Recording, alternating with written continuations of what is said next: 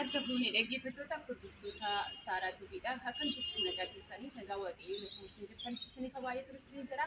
Jirtu fayyaa keessanii nagaa fi galata waaqayyoodha. Egaan guyyaan irraa guyyaa gammachuuti jechuudha. Kiristaanota yookaas immoo duukaa buutuu Kiristoos kan taatan hunduma keessaniif baga geessan isinii jira. Guyyaan irraa guyyaa maaliif yoo jettan guyyaan irraa guyyaa itti gooftaa Yesuus guyyaa sadaffaa isaati jechuudha. Du'ee du'a isaa mo'atee jechuudha. Arfii du'a cabsee du'a mo'atee dhagaa galee gaggeessee boolla du'a keessaa ka'edha jechuudha.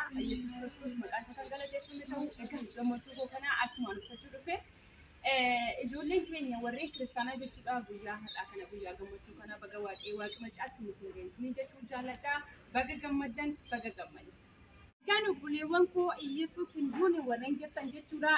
Yesuus du'eera jechuudha. Kan kana jedhu immoo nama osoo hin taane Masaaf Qudusii kanatu jedha jechuudha. Kana jechuun hin sobu jechuudha. Qulqullootaan hafuuraan waan barreeffameef Yesuus du'eera du'as immoo mo'atee ka'eera jechuudha. Guyyaa lama jechuudha lafa jala ture. Guyyaa sadaffaa isaatti humna isaatiin jechuudha. Osoo gargaarsa nama tokkoo osoo hin taane silumaayyuu inni humna ni qaba ture jechuudha.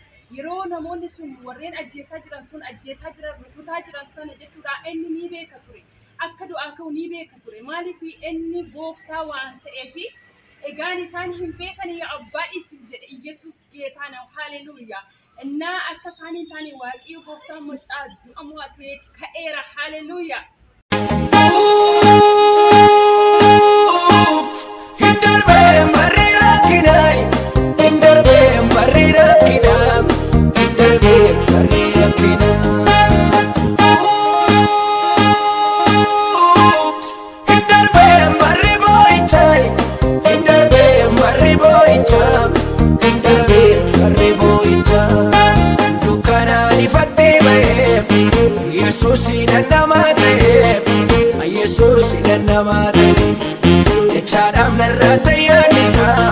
Waka koma kasha lelisa, kota koma kasha lelisa.